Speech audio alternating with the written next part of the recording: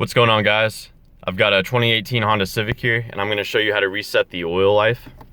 So to begin, have the car off with your foot off of the brake pedal, and you're going to push the start stop button once and then again. Now after doing that, you're going to let it boot up, and you're going to have to hit the information button here. Hit that repeatedly until a wrench button comes up. Hit enter one time to enter that, and then you push and hold enter for about 10 seconds.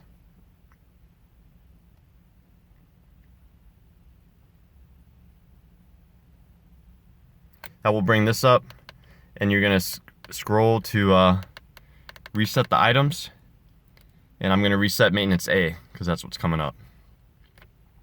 So that's that. Let me know if you guys have any questions.